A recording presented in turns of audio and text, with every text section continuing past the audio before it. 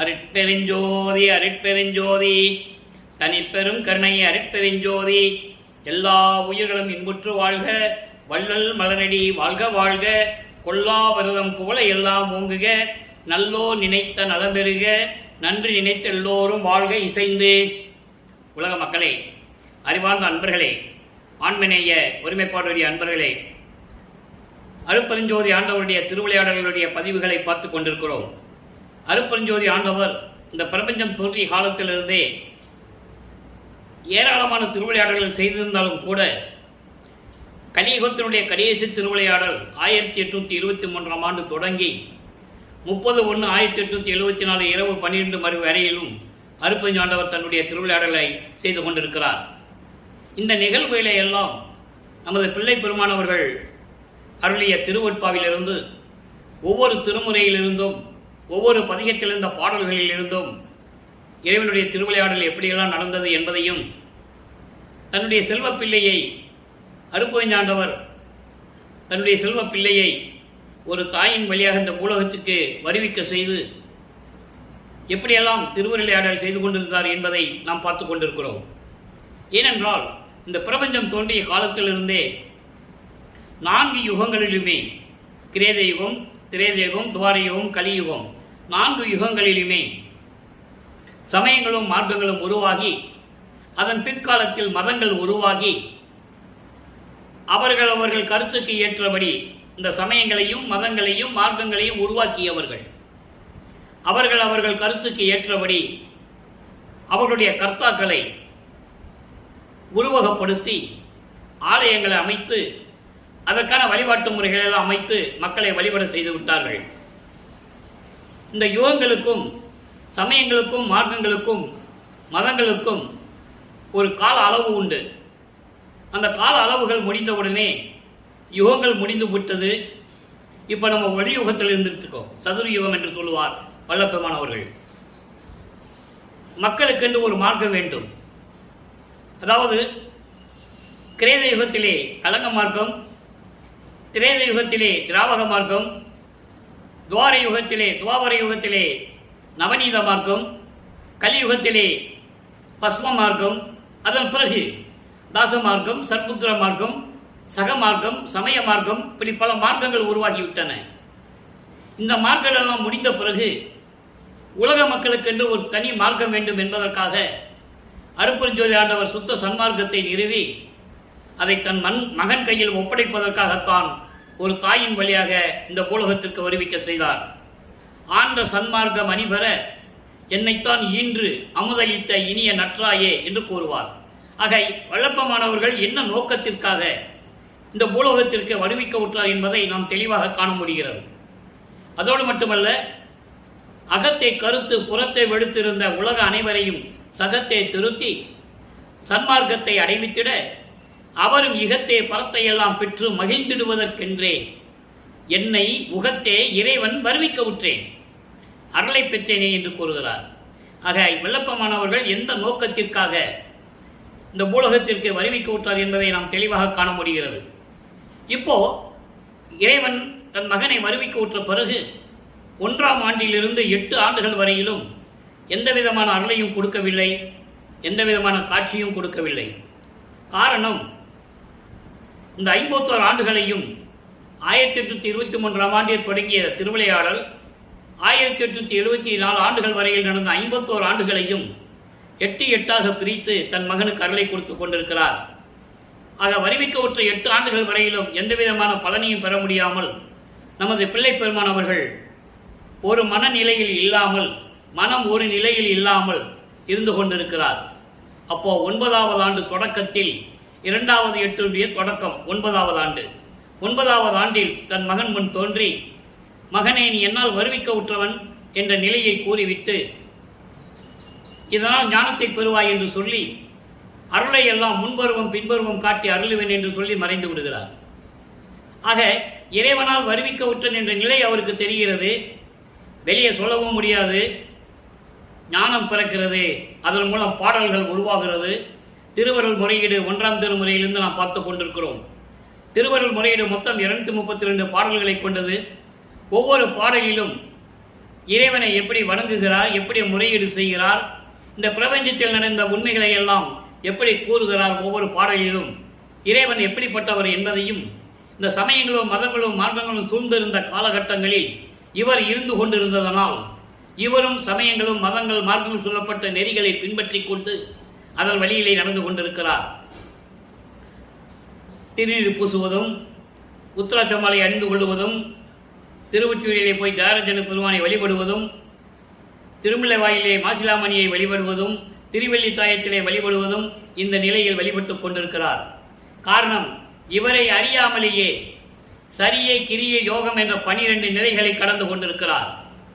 சரியை என்பது உருவ வழிபாடு, கிரியை என்பது அதே உருவத்தை முன்னால் உட்கார்ந்து கொண்டு குத்துவிளக்கேற்றி கற்பூரம் ஏற்றி வேள்வி வளர்த்து மந்திரங்களை சொல்லி வழிபடுவது, யோக நிலையில் இருந்து கொண்டு வழிபடுவது.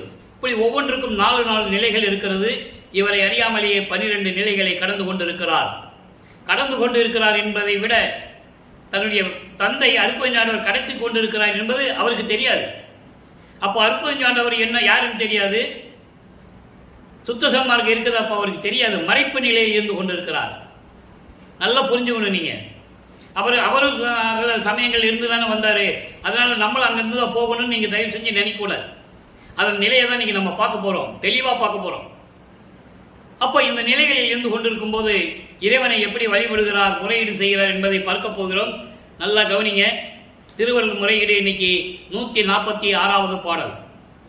வில்லை பொன்னாக கரம் கொண்டோய் வன்தொண்டர் விரும்பி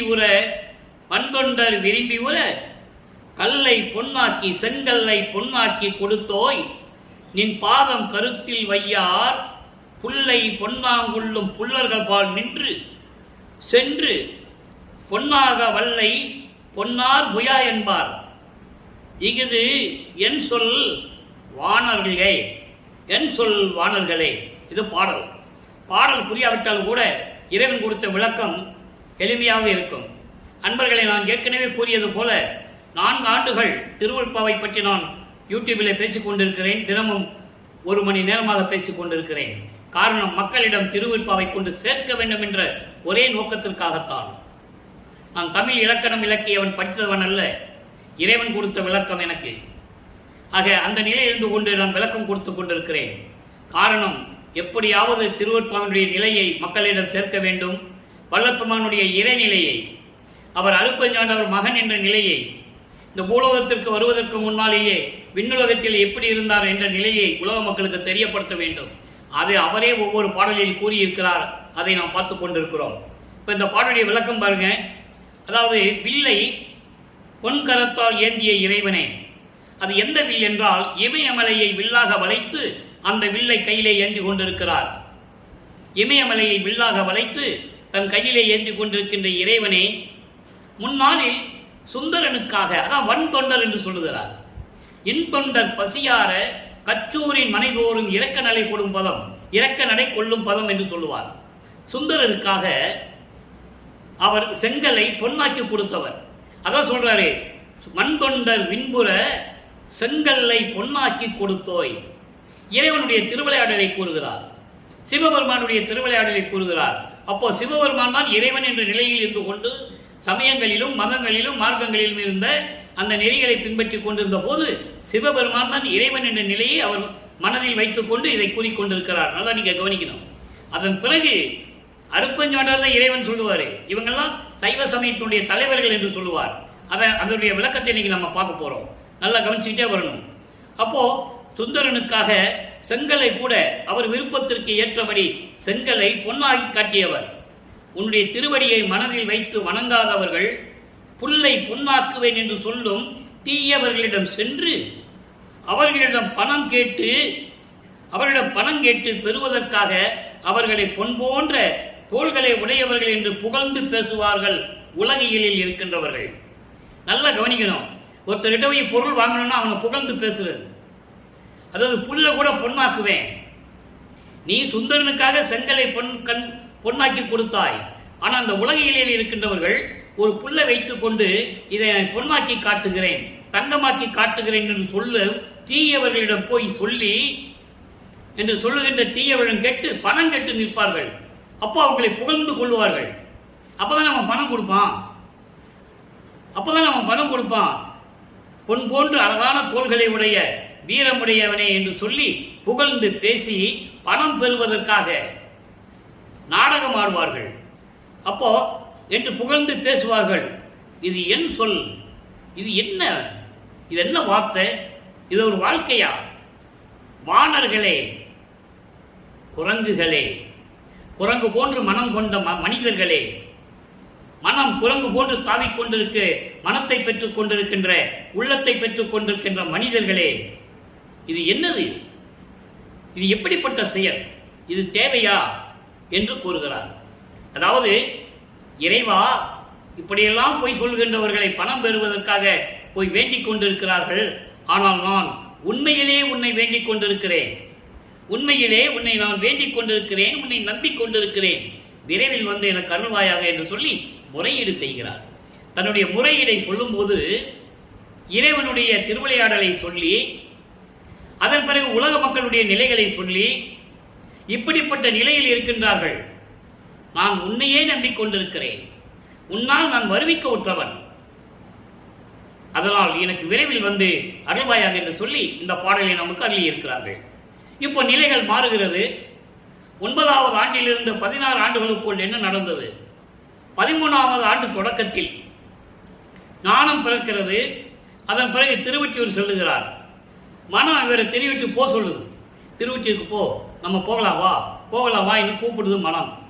இதை நாம் ஏற்கனவே பதிகங்களிலே பார்த்திருக்கோம். இன்று 2ஆம் திருமுறையிலே நாம் பார்க்க வேண்டிய பாடல் அபராத விண்ணப்பம் என்ற பதிகத்திலே 6வது பாடல். இதுவரை 5 பாடல்களை பார்த்திருக்கிறோம். பதிகம் 17, 16 பதிகங்களை நாம் பார்த்திருக்கிறோம். ஒவ்வொரு பதிகத்திலும் திருவொற்றியூர் சென்று தியாகராஜ பெருமானை எப்படி வழிபடுகிறார்? சிவாய நம, நமச்சிவாயா, சிவசிவா, எனக்கு சீக்கிரம் வந்து அருளை கொடு, ஏன் என்ன ரோட்டில் நிற்க வச்சிருக்க, தெருவில் நிற்க வச்சிருக்க, நான் உன் மகன் தானே, இப்படியெல்லாம் 16 பதிகங்களிலே கூறுவார். இன்று அதன் இல்லாமல் திருமுல்லை வாயிலில் போய் பாடுவார். அது ஒரு பதிகத்திலே 20 பாடல்களை பார்த்தோம். அப்புறம் திருவள்ளி தாயத்தில் போய், நீ ஏன் கந்த துணி கட்டிட்டு இருக்க, நீ யாரை ஏமாத்துறக்கா நின்றுட்டு இருக்க, எனக்கு கந்த துணியை எனக்கு கந்த துணியை கொடு, நானும் கட்டிட்டு இங்கே நிற்கிறேன், உலக மக்கள்லாம் சொல்லட்டும். அப்பனும் மகனும் கந்த துணியை கட்டிட்டு கேவலமாக இருக்கிறாங்க, உலக மக்கள் சொல்லட்டும், நீ எனக்கு கொடு, கந்த துணியை கொடுன்னு சொல்லுவார். ரொம்ப அற்புதமான பாடல்கள் நம்ம பார்த்துருக்கோம், பதிகங்களை பார்த்துருக்கோம். இன்னைக்கு 17வது பதிகம் அபராத விண்ணப்பம். அபராத விண்ணப்பம் என்பது எனக்கு அபராதம் கொடுத்துடாத, அதாவது தண்டனை கொடுத்துடாத, விரைவில் வந்து அருளை கொடு என்று விண்ணப்பம் வைப்பது. அபராதம் கொடுத்துடாத, நான் கெட்டவனாக இருந்தாலும் சரி, வஞ்சகனாக இருந்தாலும் சரி, நான் எங்க போவேன்? நீ தானே இந்த உலகத்துக்கு என்னை கொண்டு வந்த, நான் எங்க போவேன்? யார்கிட்ட போய் நான் நிற்பேன்? உன்னை தவிர எனக்கு யார் தெரியாதே. என்றே மெய் கண்ட நான் மற்ற பொய் கண்ட தெய்வங்களை நான் மேவுவேனும்? நான் உன்னதான உண்மையான கடவுள்னு நினைச்சிட்டு இருக்கேன், நான் எவங்கிட்ட போவேன் என்று முறையீடு செய்கிறார். அபராத விண்ணப்பம் பதிகம் 6ல் இன்னைக்கு 6வது பாடல். 5 எழுத்து ஓதி நல்லா கவனிங்க. அப்பெல்லாம் நீ சிவாய நமன் தான் சொல்லுவார். சுத்த சன்மார்க்கத்தை பெற்ற பிறகு அதெல்லாம் தேவையில்லை, அருப்பறிஞ்சோதி தான் சொல்லணும்னு சொல்லுவார். அந்த நிலையை தான் நம்ம இன்னைக்கு பார்க்க போறோம். ஏன்னா மக்களிடையே இதுவரைக்கும் வல்லப்பமானவர்கள் வருவிக்க விட்டு 202 ஆண்டுகள் ஆகிவிட்டது.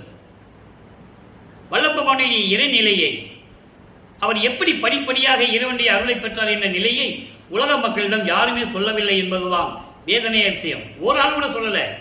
நீங்க வேணா எல்லாரும் பேசியிருக்காங்க, எல்லா சொற்பொழிவையும் கேளுங்க, எல்லாம் பேசியிருப்பாங்க. வள்ளலார் பற்றி மருதூரில் பிறந்தாரு, ராமையா பிள்ளை சின்னைமையாருக்கு 5வது மகனாக 6வது மனைக்கு பிறந்தாரு. அப்புறம் சென்னைக்கு போனாங்க, அப்புறம் அப்படியெல்லாம் போனாரு, திருவொற்றியூர் போனார், அங்கே போனார், இங்கே போனார், அப்புறம் இங்கே வந்தார், இப்படியெல்லாம் பேசுவாங்க, உண்மைதான். ஆனால் உண்மையான நிலை, திருவருட்பாவின் பாடல்களில் இருக்கின்ற உண்மை நிலையை உலக மக்களிடம் ஒவ்வொரு பாடலாக சொல்லி அதன் விளக்கத்தை சொல்லி இறைவன் நிலையை பெற்றவர் வல்லற்பமானவர்கள் என்ற நிலையை யாருமே கூறவில்லை என்பதுதான் சத்தியம். நீங்க யார் வேணாலும் நீங்க இதை பற்றிவாங்க, என்னுடைய உரையை பாடி கேளுங்க, மற்றவங்களுடைய பிரச்சார பேச்சுகளை கேளுங்க, உரையாடல்களை கேளுங்க, நீங்களே புரிஞ்சுக்கீங்க. இப்ப என்ன சொல்றாரு பாருங்க, 5 எழுத்து ஓதி உய்ந்திடா பிழையை ஐயா நின் திருவுள்ளத்து எண்ணி வெஞ்சன் என்று ஐயோ கைவிடேல் சிவனே, வேறு நான் யாது செல்வேனே, கஞ்சன் மால் முதலோர் உயிர் பெற விடத்தை களத்து நிறுத்திய அருள்கடலே, சஞ்சீதம் மறுக்கும் சண்முகம் உடையோன் தந்தையே, ஒற்றியம் தெய்வமே, ஒற்றியம் தவமே. இது பாடல். அந்த பாடலை பாருங்க என்ன சொல்றாருன்னா, அதாவது ஐந்தெழுத்து மந்திரம் சிவாயனமா, சிவாயனமா தான் ஐந்தெழுத்து மந்திரம். அகவல்லே சொல்லுவார், ஐந்தன எட்டன ஆறன நான்கன தெளிவா சொல்லுவார்.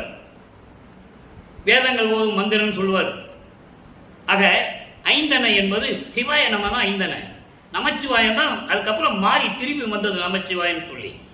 ஆரம்பத்தில் சிவாயனமன் தான் மந்திரம். இந்த ஐந்தெழுத்து மந்திரத்தை நான் சொல்லவில்லை என்று சொல்லி நீ என்னை தண்டித்து விடாதே. ஐந்தெழுத்து மந்திரத்தை சொல்லி நான் மேன்மடையவில்லை என்ற தவறை உன்னுடைய உள்ளத்தில் நினைத்து கொள்ளாதே. ஐயோ இவன் கொடியவன் என்று சொல்லி என்னை கைவிட்டு விட்டால் நான் எங்கு செல்வேன் கேட்கிறாரு. அந்த நிலையில் இருக்கும்போது சிவபெருமானை பத்தி சிவபெருமானை நினைச்சு கேட்கிறாரு. ஆக அந்த நிலையில் இருக்கும்போது அவர் அப்படிதான் கேட்கணும், காலத்தின் கட்டாயம். அப்போ அவருக்கு அருட்பெருஞ்சோதி சொல்ல தெரியாது, அவருக்கு தெரியாது. மறைப்பு நிலையில் இருக்கிறார். அருட்பெருஞ்சாண்டவர் தன் மகனுக்கு மறைப்பு நிலையை கொடுத்திருக்கிறார். ஒரு தாயின் கருவறையில் இருக்கும்போது காட்டிய நிலை, தில்லையிலே திரை தூக்க தரிசித்த போது வேய்வகை மேல் காட்டாதே எந்தனக்கே வெளியாய் காட்டிய மெய் உறவா மெய்ப்பொருளே. அப்போ அவருக்கு காட்டினார் அவர் யாருன்னு அருட்பெருஞ்சாண்டவர் தன் மகனுக்கு. இதெல்லாம் மறைப்பு நிலையில் வைத்துக் கொண்டிருக்கிறார். இந்த நிலைகளை எல்லாம் 6ஆம் திருமுறை வரும்போது, அதாவது 5வது 8இல் வல்லப்பெருமான் சுத்த சன்மார்க்கத்தை பெற்ற பிறகு 33வது ஆண்டிலிருந்து 40 ஆண்டுகளுக்குள்ளதான் அவருக்கு தெரியும். அப்பதான் அதை சொல்லுவார், முன்னால் நடந்ததை. அப்புறம் இந்த சமயங்களில் இருக்கும்போது என்னென்ன நடந்ததை சொல்லுவார். அதை நம்ம இன்னைக்கு பார்க்க போறோம். அருமையான பதிவு, கண்டிப்பா பாருங்க.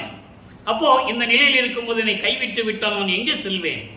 பிரம்மனும் திருமாலும் மற்றும் தேவர்களெல்லாம் உயிரோடு வாழ வேண்டும் என்பதற்காக பார்க்கடலை கடையும் போது ஏற்பட்ட அமுதத்தில் விஷம் உண்டாகிவிட்டதே, பாம்பு விஷத்தை கக்கிருச்சே, அவங்களை உயிரை காப்பாற்றுவதற்காக அந்த விஷத்தை தான் உண்டு கழுத்தில் நிறுத்திய இறைவனை என்று சொல்லுகிறார். அதுதான சமயங்களும் மதங்களும் இந்த 4 யுகங்களுமே சிவபெருமான சொல்லிட்டு இருக்கு. விஷத்தை உண்டது உண்மை, வல்லப்பெருமானே சொல்றாரு. அதை நீங்க புரிஞ்சுக்கணும். ஆக இதெல்லாம் உண்மையாக நடந்தது. உண்மையாக நடந்ததை உள்ளதை உள்ளபடி திருவுற்பாவில் கூறுகிறார் நமது பிள்ளை பெருமான் அவர்கள். அப்படிப்பட்ட இறைவனே, கழுத்தில் நிறைத்து கொண்ட அருள்கடலே, தீய வினைகளை நீக்கும் சண்முகம் என்ற தத்துவத்தை கொண்டு ஒரு மகனை உருவாக்கினாயே. அதனால இங்க சொல்றாரு, சண்முகம் உடையோன், சஞ்சீதம் மறுக்கும். சஞ்சீதம், பிராரத்தம், அகாமியம் 3 உள்வினைகள் இருக்கின்றன. சஞ்சீதம் என்பது பல பிறவிகளிலே ஏற்பட்ட கர்ம வினைகள். பிராரத்தம் என்பது போன பிறவியிலே, அகாமியம் என்பது இந்த பிறவியிலே. இப்படி சஞ்சீதம் என்பது பல யுகங்களாக பல பிறவிகளில் ஏற்பட்ட கர்ம வினைகளை நீக்கக்கூடிய சண்முகம் என்ற தத்துவத்தின் அடிப்படையில் ஒரு மகனை உருவாக்கினாயே. அற்புதமான விளக்கம் இது, இறைவன் கொடுத்த விளக்கம், யாரும் சொல்ல முடியாது. அதாவது சண்முகம் என்ற தத்துவத்தை கொண்டவன் சிவன். அதை மகாதேவ மலையிலே சொல்லுவார். சண்முகம் கொண்ட கோவை என்று சொல்லுவார். சண்முகம் என்பது சிவபெருமானுடைய பெயர். சண்முகம் என்ற ஒரு தத்துவம். அதைதான் ஆறுமுக தத்துவம், சுப்பிரமணிய தத்துவம் என்று சொல்லுவார். நிறைய விளக்கங்கள் இருக்கிறது. அதெல்லாம் பேசினா நம்ம விளக்க பார்க்க முடியாது. குறிப்பிட்டு சொல்லுகிறேன். சண்முகம் என்ற ஒரு தத்துவத்தை சிவபெருமான் கொண்டதினால் அந்த தத்துவத்தின் அடிப்படையில் ஒரு மகனை உருவாக்குகிறார். அவன்தான் முருகன். சுப்பிரமணிய தத்துவத்தை கொண்டவன், ஆறுமுகம் தத்துவத்தை கொண்டவன், அதுதான் சண்முக தத்துவம். ஆக இப்படி சண்முக தத்துவத்தை கொண்ட ஒரு மகனை உருவாக்கினாயே, என்னையும் உருவாக்கினாய் அல்லவா? என்னை மட்டும் ஏன் தெருவில் நிறுத்தி வைத்துக் கொண்டிருக்கிறாய் கேட்கிறாரு. நானும் உனது மகன் தானே, வெளி உலகத்துக்கு தெரியவில்லை, தெரிய வேண்டாம் என்று நீ சொல்லிவிட்டாய். நானும் உன் மகன் தானே, எனக்கு ஏன் அருளை கொடுக்கவில்லை? விரைவில் வந்து எனக்கு அருள வேண்டும். திருவொற்றியூரில் இருக்கின்ற என் தந்தையே, விரைவில் வந்து எனக்கு அருள் கொடுப்பாயாக என்று சொல்லி இந்த பாடலை நமக்கு அருளியிருக்கிறார்கள். ஆக அன்பர்களே, 16 ஆண்டுகள் வரைக்கும் வருவிக்க உற்று 16 ஆண்டுகள் வரைக்கும் இறைவனிடமிருந்து எந்த அருளையும் பெற முடியாமல் தவித்துக் கொண்டிருக்கிறார் நமது குழந்தை இறைவன் பிள்ளைப்பெருமான் அவர்கள் என்பதை இங்கே நான் பதிவு செய்ய கடமைப்பட்டிருக்கிறேன். அதன் பிறகு 3வது எட்டுக்கு நுழையும் போது 3/24 16 ஆண்டுகளுக்கு மேல் 17வது ஆண்டிலிருந்து 24 ஆண்டுகளுக்குள் என்ன நடந்தது, 3ஆம் திருமுறை உருவாகிறது. அவர் எப்படி நிலையில் இருந்தார் என்பதை ஒவ்வொரு பாடலிலிருந்து நாம் பார்த்துக் கொண்டிருக்கிறோம். இன்று ஆற்றா காதலின் இரங்கல் என்ற பதியத்தை பார்க்க போகிறோம். பதிகம் 13, 4வது பாடல். இதுவரை 12 பதியங்களை பார்த்திருக்கிறோம். 3ஆம் திருமுறையிலே 3ஆம் திருமுறை மொத்தம் 19 பதிகங்களை கொண்டது, 235 பாடல்களை கொண்டது. இதுவரைக்கும் 12 பதியங்களை பார்த்திருக்கோம். ஒவ்வொரு பதிகத்திலும் இறைவன் வந்து காட்சி கொடுப்பதும் மறைவதும் தெருவழியாக ஓடுவதும் இவர் நாரையும் கிளிகளையும் தூது அனுப்புவதும் அதனால் எந்த பதில் கிடைக்கவில்லை என்பதையும் புறத்தி பெண்ணிடம் போய் குறி கேட்பதும் இப்படி நிலைகள் எல்லாம் நாம் பார்த்து விட்டோம். இப்போ ஆற்றா காதலின் இரங்கல் என்பது இதற்கு முன்னால் பார்த்த பதியம் காட்சி அற்புதம். காட்சி மட்டும் கொடுக்கிறாரு, திரும்பி மறைஞ்சிருவார்.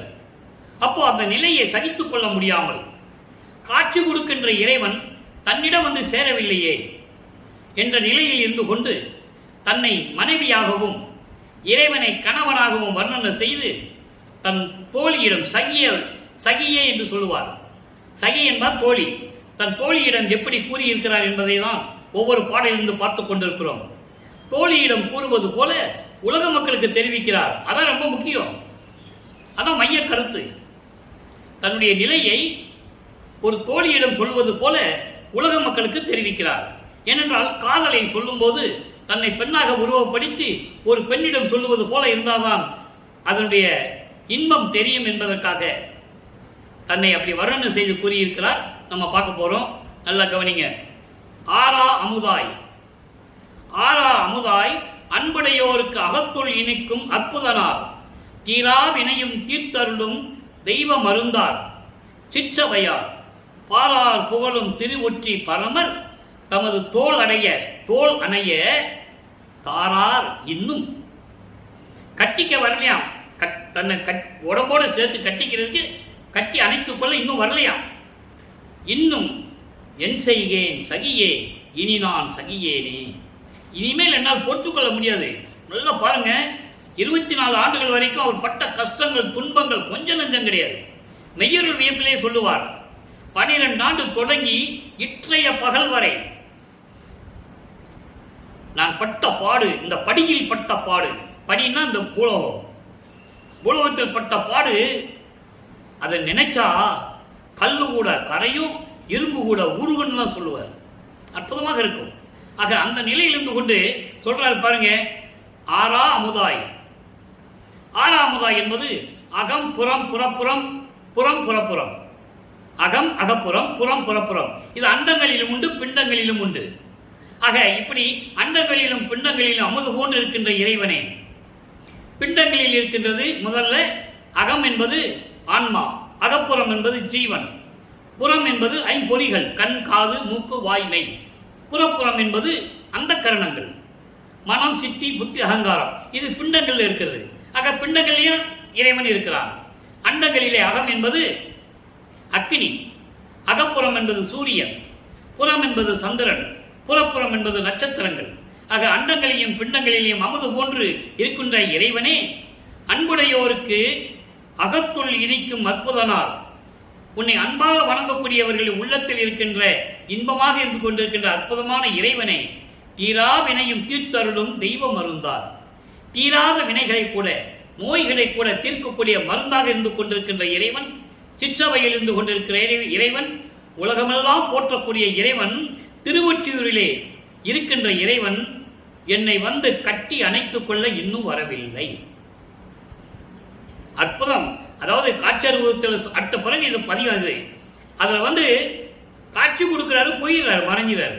அதை நினைச்சிட்டு சொல்றாரு, இன்னும் வந்து என்னை கட்டி அணைத்துக் கொள்ளவில்லை, அருளை கொடுக்கவில்லை, எனது இன்பத்தை, அதை எனக்கு இன்பம் தரவில்லை, என்னுடைய அந்த காம நோயை போக்கவில்லை என்று சொல்லி தோழியிடம் சொல்லுவது போல உலக மக்களுக்கு சொல்லுகிறார். எப்படி? உலக மக்களே, நான் இறைவனால் வருவிக்க உற்று 24 ஆண்டுகள் வரையிலும் நான் சமயங்களிலும் மதங்களிலும் மார்க்கங்களிலும் இருந்து கொண்டிருந்த போது சிவபெருமான் வந்து காட்சி கொடுக்கிறார், மறைந்து விடுகிறார். எந்த விதமான அருளையும் எனக்கு கொடுக்கவில்லை. நான் என்ன செய்வேன் உலக மக்களே? நான் இந்த நிலையில் இருந்து கொண்டிருக்கிறேன். இன்னும் என்னிடம் வந்து அருளை கொடுக்கவில்லை, என்னை கட்டி அணைத்து தழுவி ஆறுதல் சொல்லவில்லை. நான் இந்த நிலையில் இருந்து கொண்டிருக்கிறேன் என்று சொல்லி உலக மக்களுக்கு தெரிவிக்கிறார். ஆக வல்லப்பமானவர்கள் 24 ஆண்டுகள் வரைக்கும் இறைவனிடமிருந்து எந்த அருளையும் பெற முடியாமல் எப்படியெல்லாம் தவித்துக் கொண்டிருந்தார் என்ற நிலையை நீங்கள் நினைத்து பார்க்க வேண்டும். இறைவன் மகன் என்று தெரியும், இறைவனால் வருவிக்கவுட்டன் என்று தெரியும், ஆனாலும் அருளை பெற முடியவில்லை என்று தவித்துக் கொண்டிருக்கிறார். இந்த நிலையில் இருந்து கொண்டிருக்கும் போது 4ஆம் திருமறை உருவாகிறது. 4ஆம் திருமறை உருவாகும் போது வல்லப்பமானவர்கள் 32 ஆண்டுகளுக்குள் இருந்து கொண்டிருக்கிறார். 24 ஆண்டுகள் வரைக்கும் எந்த விதமான அருளை பெற முடியவில்லை. 25வது ஆண்டு தொடங்கி 32 ஆண்டுகளுக்குள் என்ன நடந்தது என்பதை 4ஆம் திருமுறையிலே பதிகம் 2 அருட்பிரகாச மாலையிலே நமக்கு அருளி இருக்கிறார்கள். அருட்பிரகாச மாலை பாடலை என்று நாம் பார்க்க போகிறோம். மொத்தம் 100 பாடல்கள். நல்லா கவனிக்கணும். நீங்க ஒவ்வொரு பாடலிலும் அற்புதமாக கூறுவார். அதற்கு முன்னால், இந்த பாடலை அருள்வதற்கு முன்னால் அவருடைய மனநிலையை கூற வேண்டும். ஏன்னா அவர் எப்படி இருந்தார் என்றது இந்த பாடலில் சொல்லுவார். இப்போ 24 ஆண்டு வரைக்கும் அருளை கொடுக்கல. இவருக்கு கோபம், வல்லப்பமானவருக்கு பயங்கர கோபம். இறைவனை இப்படி தேடியெல்லாம் சொல்லுகிறோம், அவனுடைய மகன் நான், நம்மளை ஏன் இப்படி அலைக்கலைக்கிறார் என்று தெரியவில்லை என்ற கோபத்தில் வீட்டுக்குள்ள வந்து கதவை சாத்திக்கிறார். இதற்கு முன்னால் நலக்கோடி அம்மையாருக்கு தாலி கட்டி அந்த திருமண மண்டபத்தில் இருக்கும்போது பிரம்மன் திருமணம் வந்து வாழ்த்த அமர்ந்திருக்கிறார்கள். தந்தையும் தாயும் வரவில்லை என்று இவர் ஏங்குகிறார். அருப்பஞாண்டவரும் சிவகாமி வள்ளியும் வரவில்லை என்று ஏங்குகிறார். அதன் பிறகு அவங்க வந்து 2 குதிரை மாட்டின தேர்ல வந்து மணமக்களை வாழ்த்து பண்ணலாம். ஏற்கனவே நம்ம பாடலாம் பார்த்துட்டோம். அப்போ அதன் பிறகு கதவை போட்டு உள்ள உட்காந்துடுறார். நல்லா புரிஞ்சுக்கணும். நீங்க கதவை போட்டு உள்ள உட்காந்துக்கிட்டு இனிமே கதவை திறக்கக்கூடாதுன்னு உள்ள உட்காந்துட்டாரு. அப்போ இறைவன் மகனை தேடி வருகிறார். மகன் கோபத்தில் இருப்பது தந்தைக்கு தெரியும். நேரடியாக போய் நின்னா அவன் மனம் சாந்தமடையாது, கோபம் அடங்காது என்று சொல்லி தெருவழியாக நடந்து வருவது போல் நடந்து வருகிறார். அவர் எப்படி நடந்து வருகிறார் என்பதை பாடலிலே கூறுகிறார். விளக்கத்தை பாருங்கள். உள்மணியில் உள்ளகத்தே ஒளிர்வது ஒன்றாகி, உள்மணியில் உள்ளகத்தே ஒளிர்வது ஒன்றாகி 2 திருவடிகளை பிரித்து பிரித்து சொல்லுகிறார். ஒவ்வொரு திருவடியும் எப்படிப்பட்ட திருவடி? உற்றதன் வெளிப்புறத்தை ஓங்குவது ஒன்றாகி சின்மயமாய் விளங்குகின்ற திருவடிகள் வருந்த சிறுநாயின் பொருட்டாக தெருவில் நடந்து அருளி பொன்மயமாம் திருமேனி விளங்க என்பால் அடைந்து பொருள் ஒன்று என் கைதனிலே பொருந்த அளித்தனையே நின்மலனே இன் அருளை என் புகழுவேன் பொதுவில் நிறைந்த இன்ப வடிவாகி நிறுத்தமிடும் பதியே. இது பாடல். அவங்க அப்பா எப்படி வராரு, எப்படி அருளை கொடுத்தாருன்னு சொல்றாரு. அதாவது ஒளி நிலையில் உள்மணியில், உள்மணின்னா பேரின்ப ஒளி நிலையில், ஒளி நிலையில் உள்ளத்திலே ஒளிர்வது ஒரு திருவடி. அந்த ஒளி பொருந்திய பிறகு வெளிப்புறத்தே விளங்குவது ஒரு திருவடி. அப்ப 2 திருவடியை சொல்லிட்டாரா? சின்மயமாய் விளங்குகின்ற திருவடிகள் வருந்த. சின்மயம் என்பது மெஞ்ஞானம். மெஞ்ஞான வடிவில் அந்த திருவடிகள் விளங்கிக் கொண்டிருக்கின்றன. அந்த மெஞ்ஞான திருவடிகள் வருந்த சிறுநாயின் பொருட்டாக இந்த சிறு மகனை கூட ஒரு பொருட்டாக எண்ணி தெருவிலே நடந்து வந்து தெருக்கதவை திறக்க செய்து பொன்மயமாம் திருமேனி விளங்க. எப்படி சொல்ற பாருங்க. இதுக்கு முன்னால நல்லா கவனிக்கணும். இதுக்கு முன்னால தலையில கங்கை வச்ச சிவபெருமான், கழுத்திலே பாம்பணிந்திருப்பார், கையிலே உடுக்க வைத்துக் கொண்டிருப்பார், சடையிலே கொன்றை மலரை சூடியிருப்பார் என்றெல்லாம் கூறுவார். இப்ப நிலைகள் மாறுகிறது. ஒளிமயமான திருமேனியுடன். அப்போ கூட இவர் அருட்பெருஞ்சோதின்னு சொல்லல. நல்லா கவனிக்கணும். ஏன்னா ஏன் சொல்லல என்றது காரணம் இருக்கு. இன்னும் இவருக்கு பற்றுகளை விடவில்லை. சமயங்களிலும் மதங்களிலும் மார்க்கங்களிலும் பற்றுகளை விடவில்லை. சென்னையிலிருந்து வெளியே வரணும், உலக வாழ்க்கையிலிருந்து வெளியே வரணும். தனக்குடைய மார்க்க தாலி கட்டியாச்சு. அது ஒரு திருவிளையாடல். அந்த அம்மாவுக்கு தாலி கட்டினாலும் அந்த அம்மாவுக்கு விமோசனம் கிடைக்கும். மோட்ச வீடு கிடைக்கும். அந்த கர்ம வினைகளெல்லாம் நீக்கணும். அதனால தான் இவர் தாலி கட்டுறது ஏற்கனவே பாடலில் நம்ம பார்த்துட்டோம். இது ஏற்கனவே பிரபஞ்சத்தில் ஏற்பட்ட ஒப்பந்தம், அப்பனுக்கு மகனுக்கு ஏற்பட்ட ஒப்பந்தம். அது பாடலில் சொல்லியாச்சு, விளக்கம் சொல்லியாச்சு. இப்போ அந்த நிலையில் இருக்கும்போது இப்பவும் சொல்ல மாட்டாரு, அருட்பெருஞ்சோதி சொல்ல மாட்டாரு, சூட்சமாக சொல்றாரு பாருங்க. பொன்மயமாம் திருமேனி விளங்க, அப்படின்னா என்ன அர்த்தம்? அருட்பெருஞ்சோதியினுடைய அந்த ஒளிமயமான உருவத்தோடு விளங்க என்பால் அடைந்து பொருள் ஒன்று என் கைதனிலே பொருந்த அளித்தனையே. பொருள் என்றால் ஒரு அருள்கொடையை கையில் கொடுத்தது சொல்றாரு. என்ன அருள்கொடைன்றதை இன்னைக்கு நம்ம பார்க்க போறோம். ஒவ்வொன்று பாடல ஒன்று கொடுத்தாய், பொருளை கொடுத்தாய் தான் சொல்லுவாரு. விளக்கம் ஆறாம் திருமுறையில் வரும்போது விளக்கம் வரும், சுத்த சன்மார்க்கத்தை பெற்ற பிறகு. இப்ப 32 ஆண்டுகளுக்குள் இருக்கிறார். இப்ப ஒரு நடந்து எல்லாம் கொடுத்துட்டு இருக்கிறாரு. ஒவ்வொரு பாடலையும் ஒவ்வொன்றா கொடுத்துட்டு இருக்கிறாரு. நின்மலனே, மலங்கள் நீங்கிய இறைவனே, நல்ல கவனிங்க, மலங்கள் நீங்கிய இறைவனே. சைவங்களிலும் மதங்களிலும் மார்க்கங்களில் இருக்கிறவர்களுக்கும் மலங்கள் இருக்கும். ஆணவம், கண்மம், மாயை, மாமாயை, துரோதை இருக்கும். நின்மலனே, மலங்கள் நீங்கிய இறைவனே. உள்ள வராரு. இனிமேல் சுத்த சன்மார்க்கத்தை வாங்க போகணும். நல்லா புரிஞ்சுக்கணும். நீங்க அந்த அருளை, நின் அருளை என் புகழுவேன் பொதுவில் நிறைந்த பரம்பொருளே. அதாவது அம்பலத்தில் இருந்து கொண்டு அருள் நடனம் செய்து கொண்டு திருவிளையாடல் செய்து கொண்டிருக்கின்ற இறைவனை என்று கூறுகிறார். இப்ப நிலைகள் மாறுகிறது. இந்த நிலைகள்லாம் மாறின பிறகு சென்னையை விட்டு வெளியே வரணும். பற்றுகளை துறக்க வேண்டும். சமயங்களையும் மதங்களையும் மார்க்கங்களையும் விட வேண்டும். எல்லாவற்றையும் நீக்கிவிட்டு அவர் சுத்த சிவஞான வழிக்கு செல்லுகிறார். தத்துவங்களை கடந்து, அந்தங்களை கடந்து, சரியை கிரிய யோகம் என்ற 12 நிலைகளை கடந்து 13வது நிலையான ஞான சரியை மேற்கொண்டு அங்கே போய் கொண்டிருக்கிறார். சுத்த சிவஞான வெளியிலே தன் தந்தையிடம் சுத்த சன்மார்க்கத்தை பெறுவதற்காக அங்கே செல்லுகிறார். மகனை தந்தை வரவேற்று அங்கே அழைத்து செல்லுகிறார் சத்தியஞான சபைக்கு. அங்கே இருக்கின்ற சிங்காசன பீடையிலே அமர வைத்து தன் மகனுக்கு உலக அறிய, வானவர்கள் தேவர்கள் எல்லாருமே அறிய முடிசூட்டுகிறார். இவன் என் மகன், பிரபஞ்சத்தை இயக்கப் போகின்றவன் என்று சொல்லி முடிசூட்டி விடுகிறார். சுத்த சன்மார்க்கத்தை கொடுத்து விடுகிறார். சுத்த சன்மார்க்கத்தை பெற்றேன், இரவாமை உற்றேன் என்று சொல்லுவார். ஒரு பாடலிலே விளக்கங்கள் நிறைய இருக்கிறது. அதை போக போக பார்க்கிறோம். இந்த விளக்கத்தை மட்டும் நீங்க மனசுல வச்சுக்கங்க. 6ஆம் திருமுறை உருவாகிறது. சுத்த சன்மார்க்கத்தை பெற்றுக்கொண்டு உலகத்துக்கு திரும்புகிறார். கருங்குழியிலே 9 ஆண்டுகள் இருக்கிறார்கள். அங்கே என்ன நடந்தது? இறைவன் எப்படி மகனை தேடி வருகிறார்? இறைவனும் தந்தையும் மகனும் எப்படி உரையாடுகிறார்கள்? இறைவனிடம் எப்படி அருளை பெற்றுக்கொண்டார் என்ற நிலையெல்லாம் இப்ப நம்ம பார்க்க போறோம். 6ஆம் திருமுறை பதிகம் 37, அருள் விளக்க மாலை 87, எப்படியெல்லாம் தன் மகனுக்கு அறிவுரை கொடுக்கிறார் என்பதை இந்த பாடலின் மூலமாக நமக்கு அருளி இருக்கிறார்கள். நல்லா கவனிங்க. ஏன்னா 202 வருஷமா வல்லப்பமான்கள் வருவிக்க உற்று முடிய போகிறது.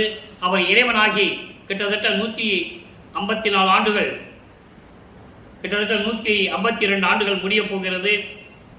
யாருமே வல்லப்பமானுடைய இறைநிலையை கூறியதே இல்லை. இப்ப அவர் பாடல்கள் என்ன சொல்றாரு அதுதான் நம்ம பேசிட்டு இருக்கோம். பொய்யானதில்லை, கற்பனை இல்லை. அதனாலதான் ஒவ்வொரு பாடல் சொல்லி உங்களுக்கு விளக்கம் சொல்லிட்டு இருக்கேன். எல்லாரும் பேசுற மாதிரி இவரும் பேசுறாரு என்ற நிலை ஏற்படக்கூடாது. சத்தியத்தை நிலைநிறுத்த வேண்டும், உண்மையை நிலைநிறுத்த வேண்டும். அதுதான் நமது நோக்கம். இப்ப பாருங்க எப்படியெல்லாம் அறிவுரை சொல்றாரு மகனுக்கு. இயல் வேத ஆகமங்கள் புராணங்கள் இதிகாசம் இவை முதலாம் இந்திர ஜாலம் கடையா உரைப்பார். 2 வரியா விளக்கம் சொல்றேன். அதாவது இந்த உலகத்திலே படைக்கப்பட்ட வேதங்கள், ஆகமங்கள், வேதங்கள் என்பது 4 உங்களுக்கு தெரியும். ரிக் வேதம், யசுர் வேதம், சாம வேதம், அதர்வண வேதம். ஆகமங்கள் 28 நூல்கள். இதை தவிர புராணங்கள், ஏராளமான புராணங்கள், இதிகாசம், இவை எல்லாமே இந்திரஜாலம் கடையா உடையார். அதாவது உண்மைக்கு புறமானது அல்ல என்று சொல்லுவார்கள் மகனே. நல்லா கவனிக்கணும். பாடலில் இருக்கிற உண்மையை தான் நம்ம பேசிட்டு இருக்கோம். இதில் கற்பனையாகவோ பொய் சொல்றதுக்கு ஒன்றும் கிடையாது. வேதங்களும் ஆகமங்களும் புராணங்களும் இதிகாசங்களும் இவை எல்லாமே உண்மையானது. இந்திரஜாலம் கிடையாது.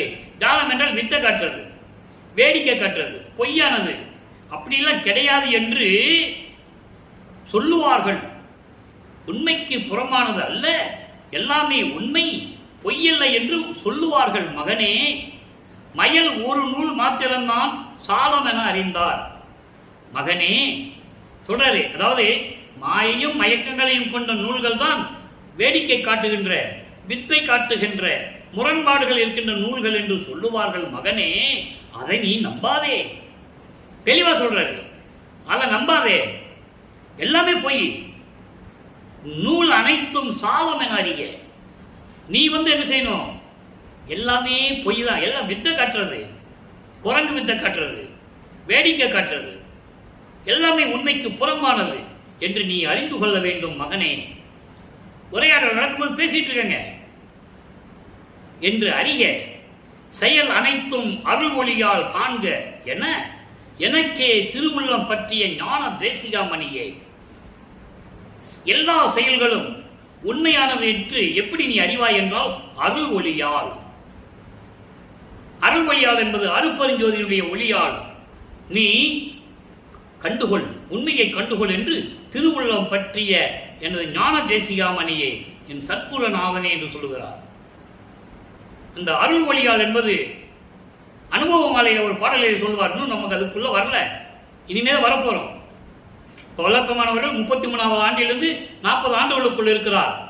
அந்த 8 ஆண்டுகளில் என்ன நடக்கிறதுனால நம்ம பார்த்துக்கிட்டு இருக்கோம், முடிவான நிலையை பார்த்துக்கிட்டு இருக்கோம். இன்னும் 6வது 8 ஒன்று இருக்கு. அதுக்கப்புறம் கடைசி கிளைமேக்ஸ் 3 வருஷம் இருக்கு. சித்தி வளாகத்தில் நடந்தது, அதெல்லாம் நிறைய விஷயங்கள் இன்னும் இருக்கு. இப்போ இதனால இந்த ஞான ஒளியால் என்று சொல்லுவார். அரிய சிவஞான ஒளியால், சிவஞான ஒளியால் ஒன்று ஒன்றாய் அறிந்தேன். எதை?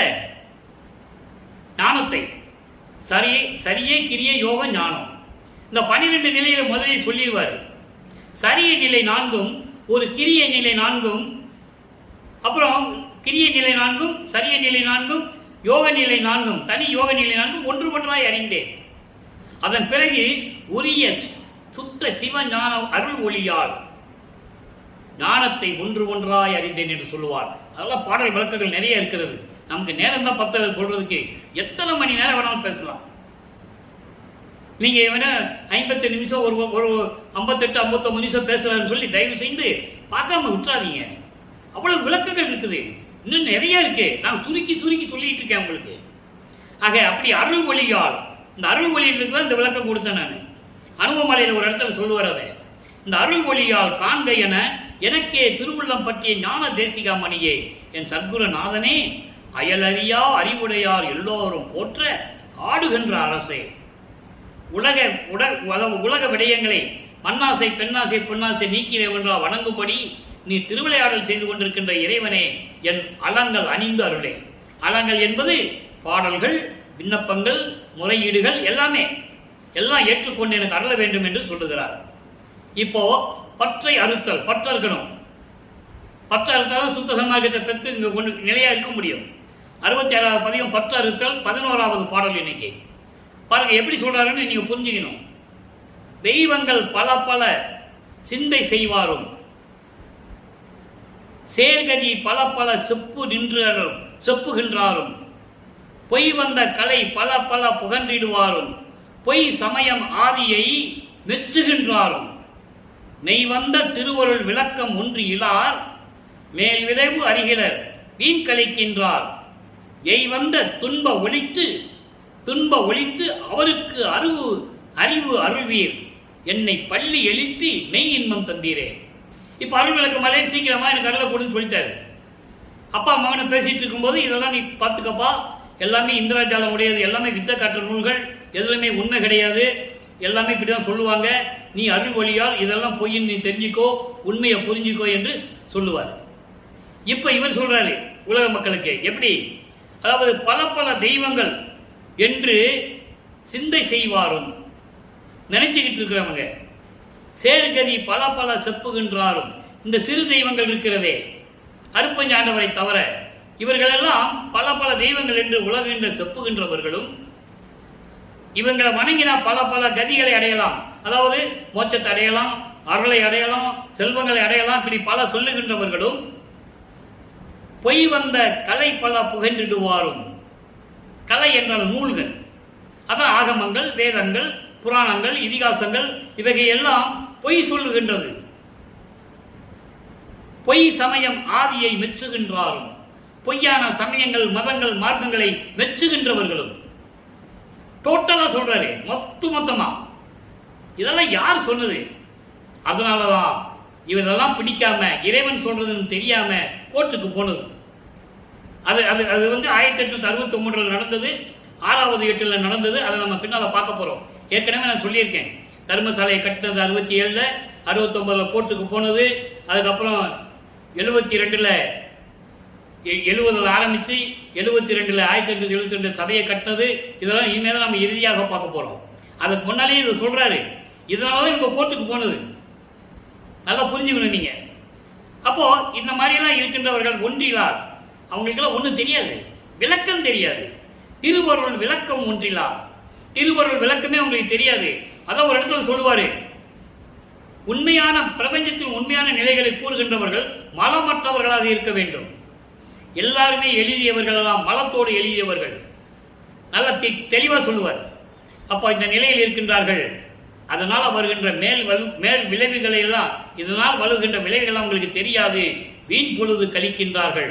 என் தந்தையே, அவர்களுடைய துன்பத்தையும் நீக்கி, எப்படி சொல்ற பாருங்க, எய் வந்த அவர்கள் அடைந்த, இப்படி சமயங்களையும் மதங்களையும் மார்க்கங்களையும் சொல்லிக் கொண்டு இருக்கின்றவர்கள் அவர்கள் அடைந்த துன்பங்களையும் ஒழித்து, அவர்களுடைய துன்பத்தையும் நீக்கி, அவர்களுக்கு அறிவு அருள்வீர்.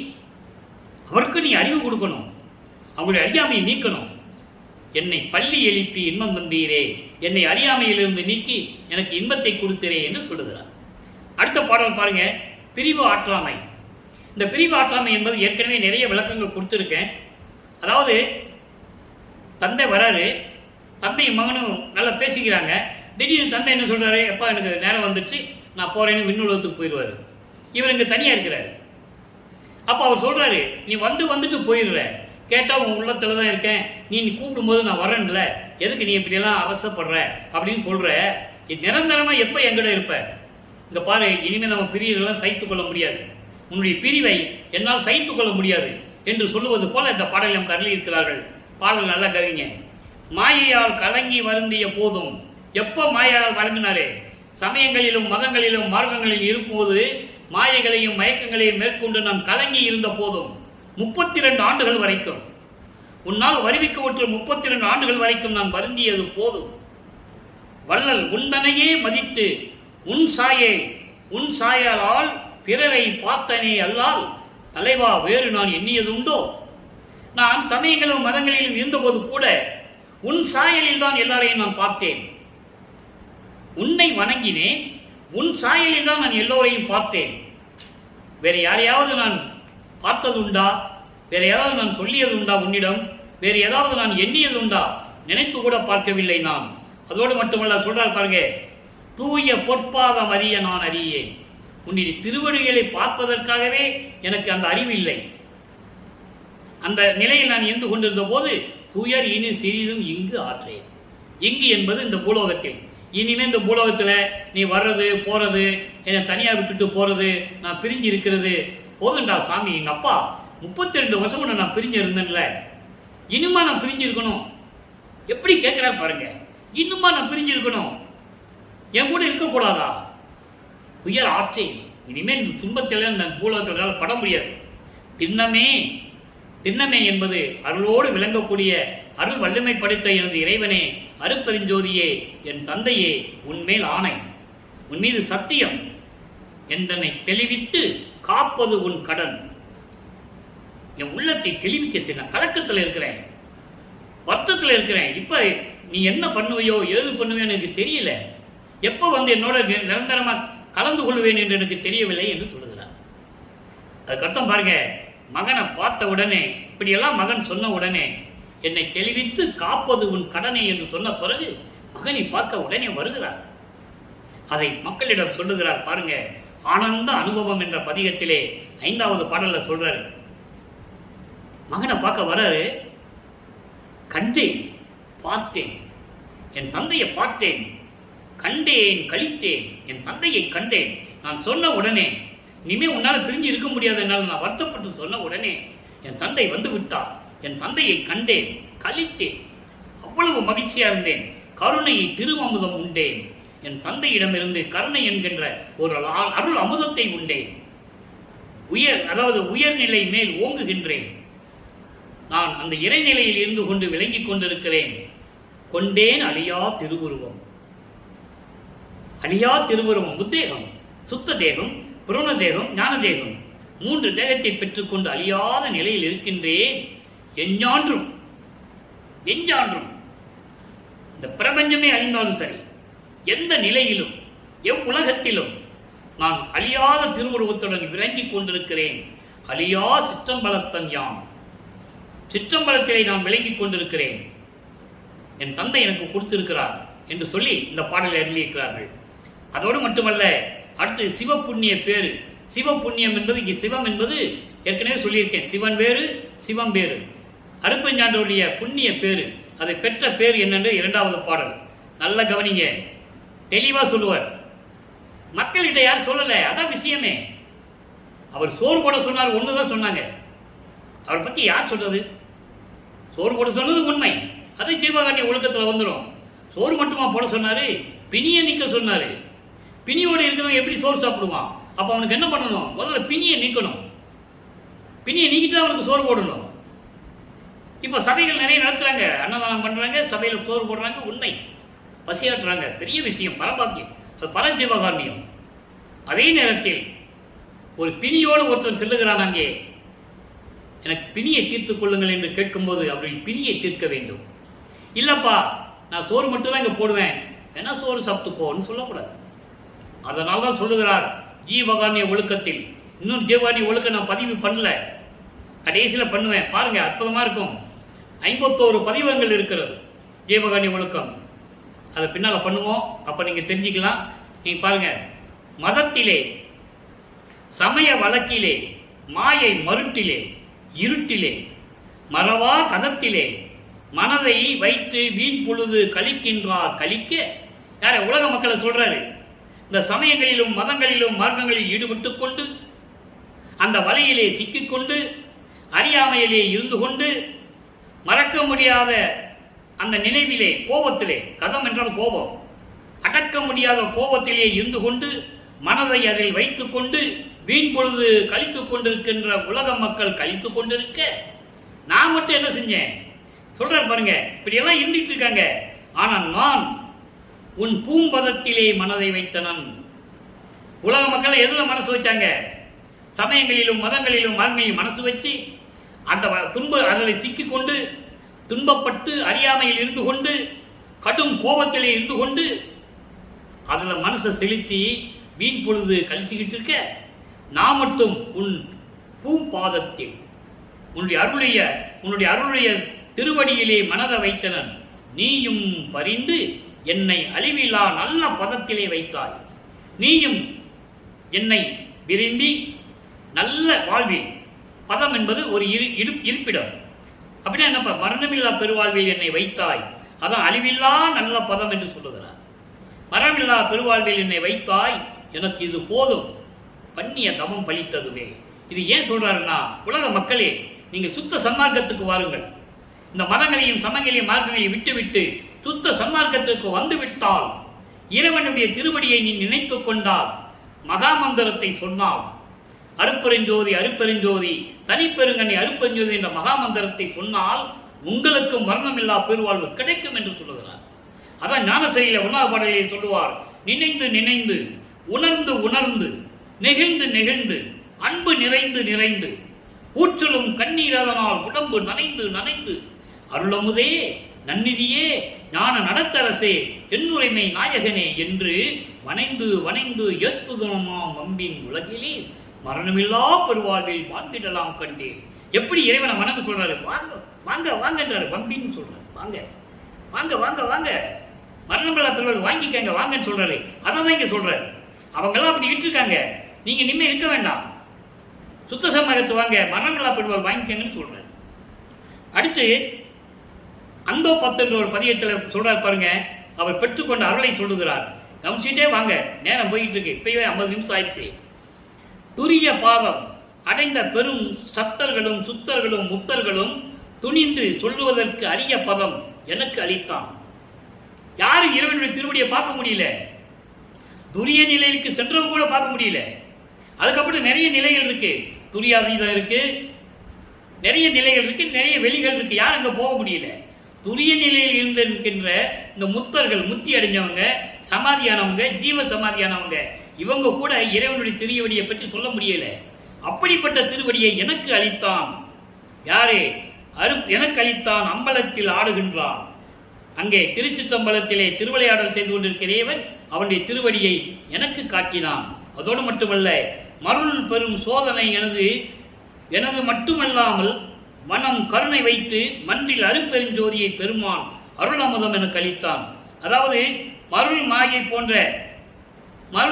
போன்ற சோதனைகளாம் என்னை வந்து சேர்ந்த போது அவற்றையெல்லாம்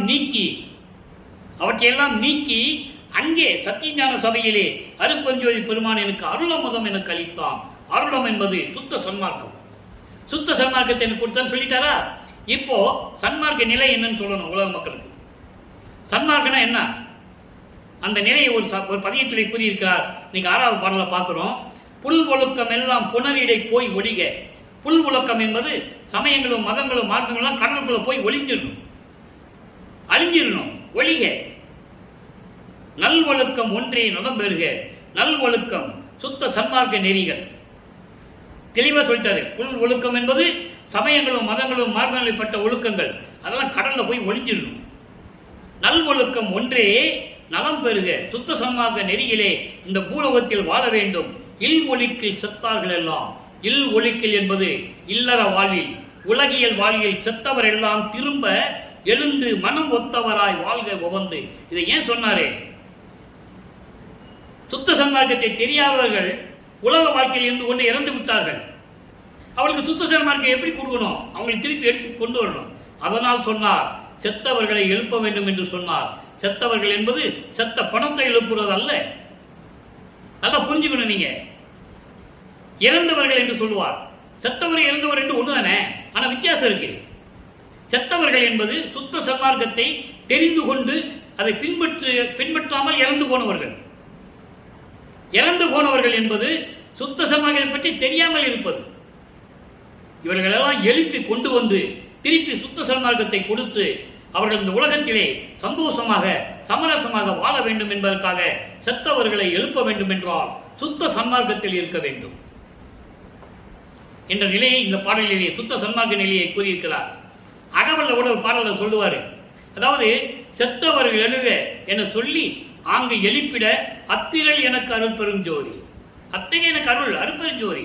நான் எழுப்பணும் எல்லாரையும். ஏற்கனவே மாண்ட போனவர்கள் எல்லாம் நான் எழுப்பி கொண்டு வரணும். சுத்த சன்மார்க்கம் இப்பதானே எனக்கு கொடுத்த. சரியா? இவர் 33வது ஆண்டில் தான் சுத்த சன்மார்க்கமே வாங்குறாரு. கிட்டத்தட்ட இவருக்கு வறுமைக்கு விட்டு 33வது ஆண்டில் தான் வாங்குறாரு. அப்போ 1857 கிட்டத்தட்ட ஒரு 1856ஆம் ஆண்டு தான் சுத்த சன்மார்க்கத்தை இவர் வாங்குறாரு. அதுக்கு முன்னால் சுத்த சன்மார்க்கம் யாருக்கு தெரியாது இல்ல. சமய மார்க்கம் தான் தெரியும், சமய சன்மார்க்கம் தான் தெரியும், சுத்த சன்மார்க்கம் யாருக்கு தெரியாது. அப்ப அவங்களெல்லாம் திருப்பி கொண்டு வரணும், கொண்டு வந்து சுத்த சன்மார்க்கத்தை கொடுக்கணும். அதனால அவங்கள சொல்றாரு, செத்தவர் எழுக என செப்பி அங்கு எழுப்பிட அத்திரள் என கருள் அருப்பெருஞ்சோதி. அகவல் படிங்க, அற்புதமா இருக்கும். எல்லாருமே உண்மைகள். அடுத்து பாருங்க, சிவானந்த பட்டில ஒரு பாடல், 2வது பாடல். வண்ண பொன்னம்பல வாழ்வே என் கண்ணுணல் பல மணியே சுண்ண பொன் தெளிநீற்று ஒழிக்க ஓங்கியே சோதி சுகப்பொருளை இறைவனை சொல்றார். அதாவது பொன்னம்பலத்தில் இருக்கின்ற இறைவனே, என் கண்ணில் இருக்கின்ற இறைவனே, அருப்பெருஞ்சோதி போல ஒளிர்ந்து கொண்டிருக்கின்ற இறைவனே, என்னை பயின்ற என்ன பயின்ற என் எண்ணமெல்லாம் முன்னர் ஈக இது என் விண்ணப்பம் ஏற்று வருவாய் என்பால் விரைந்தே. சீக்கிரம் வாங்குறார். நான் என்னென்ன நினைக்கணும் எல்லாரையும் நீ கொடுக்கணும். விரைந்து என் முன் வந்து என் முன்னால வந்து எனக்கு கொடுக்கணும். அங்கே இருந்துட்டு சொல்லக்கூடாது, மகனே நான் எல்லாம் கொடுத்துட்டேன் நீ வாங்கிக்கன்னு சொல்லக்கூடாது. இங்க வா பூலோகத்துக்கு வான்னு கூப்பிடுறாரு. அவர் வர்றார். வந்தவன் என்ன சொல்றாரு? எப்படி அந்த பாடலை சொல்றார் தெரியுமா அன்பர்களே? அற்புதமான இடம் இது. ஒரு தாய் மகளிடம் சொல்லுவது, தன் மகள் எப்படிப்பட்டவள் என்று சொல்லுவது போல அந்த பாடல் இருக்கு. நற்றாய் கூறல் என்ற பதிகம். ஒரு தாய் தன் மகளை பற்றி என்ன சொல்லுகிறாள்? அப்ப அதுக்கு முன்னால் என்ன நடந்திருக்கும்? என்ன நடந்திருந்தா அந்த தாய் அப்படி சொல்லுவாள்? நல்லா கவனிங்க. இவர் வாங்கின வரத்தை எல்லாம் அந்த பாடலிலே சொல்லுவார். ஒரு தாய் மகளை பற்றி சொல்லுவது போல எழுதியிருப்பார். நல்ல கவனிங்க. இதுக்கு பதில் விரைந்து வா எனக்கு அருளை கொடுன்னு சொல்றாருல, அதுக்கு பதில் நற்றாய் கூறல் என்ற பதிகத்திலே 75வது பதிகத்திலே இருக்க இன்னைக்கு 2வது பாடலை பார்க்கிறோம். அன்பர்களை, நான் ஏற்கனவே கூறுவதை போல திருவொற்பா சாதாரண விஷயம் இல்லை. 1ஆம் திருமுறைகள பாடலுக்கு 6ஆம் திருமுறை ஏதாவது ஒரு பதியத்துல அந்த கனெக்டிவிட்டி இருக்கும், அந்த தொடர்பு இருக்கும். அது இறைவனுடைய அருள் இருந்தால் தான் சொல்ல முடியும், இல்லை யாராலையும் சொல்ல முடியாது. அந்த விளக்கத்தை இப்ப நம்ம பார்க்க போறோம்.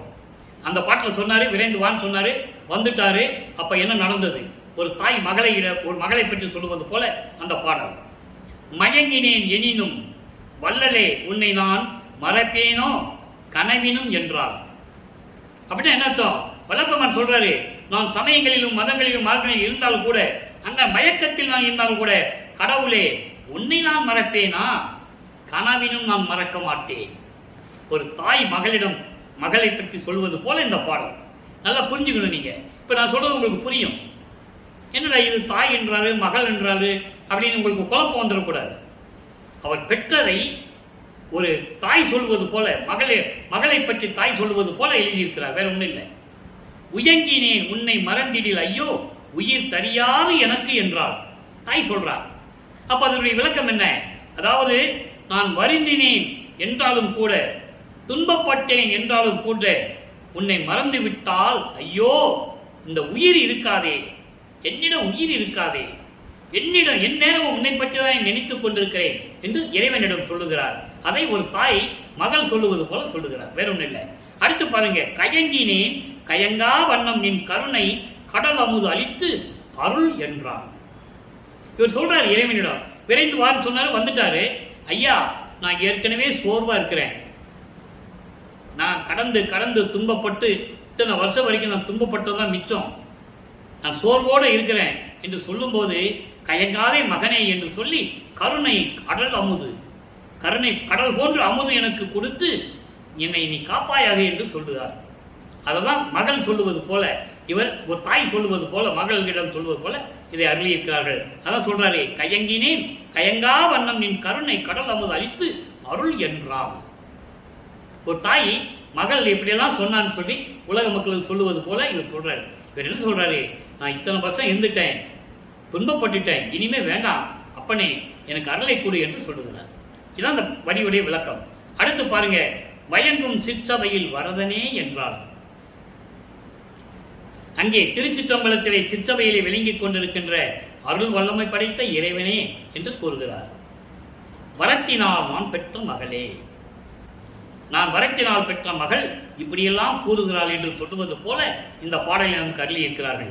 ஆக பாடலுடைய மைய கருத்து உலக மக்களுக்கு தெரியப்படுத்துவது என்னவென்றால், வல்லப்பெருமான் என்ன சொல்றாருன்னா, நான் சமயங்களிலும் மதங்களிலும் மார்க்கங்களில் இருந்தபோது கூட கடவுளே உன்னை நான் மறந்ததில்லை, கனவின் கூட நான் உன்னை மறந்ததில்லை, நான் கஷ்டப்பட்டாலும் கூட உன்னை மறக்க மாட்டேன், அந்த மாதிரி மறந்து விட்டால் என் உயிர் என்னிடம் இருக்காது. அதோடு மட்டுமல்ல, நான் சோர்வடைந்த காலத்தில், நான் சோர்வடைந்த போது இனிமேல் சோர்வடையாதே மகனே என்று சொல்லி நீ கடல் போன்ற கருணை அமுதை எனக்கு கொடுத்தாய். பயங்கும் சிற்சபையில் வரதனே என்றார். சிற்சபையிலே விளங்கிக் கொண்டிருக்கின்ற இறைவனே, என்னை காப்பது உனது கடமை என்று கூறி இந்த பாடலை நாம் கருளியிருக்கிறார்கள். ஆக அன்பர்களே, இன்றைய பாடலுடைய விளக்கம் உங்களுக்கு புரிந்திருக்கும் என்று நினைக்கிறேன். அதாவது வல்லப்பெருமான் அவர்கள் வருவிக்க உற்று 8 ஆண்டுகள் வரையிலும் எந்த விதமான அருளை பெற முடியாமல், 9வது ஆண்டிலிருந்து 24 ஆண்டுகள் வரைக்கும் எந்த விதமான அருளை பெற முடியாமலும் எப்படியெல்லாம் துன்பப்பட்டார், வேதனைப்பட்டார் என்பதையும், உலக மக்களுக்கு எப்படியெல்லாம் தெரிவித்தார் என்பதையும், அதன் பிறகு 4ஆம் திருமுறையிலே, அதாவது 25வது ஆண்டிலிருந்து 32 ஆண்டுகளுக்குள் என்னென்ன நடந்தது என்பதையும், அதன் பிறகு சுத்த சன்மார்க்கத்தை பெற்ற பிறகு எப்படியெல்லாம் அருளை பெற்றுக் கொண்டார் என்பதையும் விரிவாக நாம் பார்த்துவிட்டோம் அன்பர்களே. எனவே நீங்களும் சுத்த சன்மார்க்கத்தில் இணைந்து சமயங்களையும் மதங்களையும் மார்க்கங்களையும் விட்டுவிட்டு சமரசமாக எல்லோரும் வாழ வேண்டும் என்பதற்காக சுத்த சன்மார்க்கத்தில் இணைந்து இறைவனை வணங்கி மகாமந்திரம் சொல்லி, அதாவது ஜோதி வழிபாடு, உருவ வழிபாடு இல்லாமல் ஜோதி வழிபாடு செய்து இறைவனை வணங்கி அருட்பெருஞ்சோதி அருட்பெருஞ்சோதி தனிப்பெருங்கனி அருட்பெருஞ்சோதி மகாமந்திரத்தை சொல்லி இறைவனிருந்த அருளையெல்லாம் பெற்றுக்கொண்டு இந்த உலகத்திலே வாழ்வாங்க வாழ வேண்டும் என்று வாழ்த்தி இந்த வள்ளலார் புலியன் விடைபெறுகிறேன். நன்றி, வணக்கம். மீண்டும் நாளை அருட்பெருஞ்சோதியுடைய திருவிளையாடல் தொடரும்.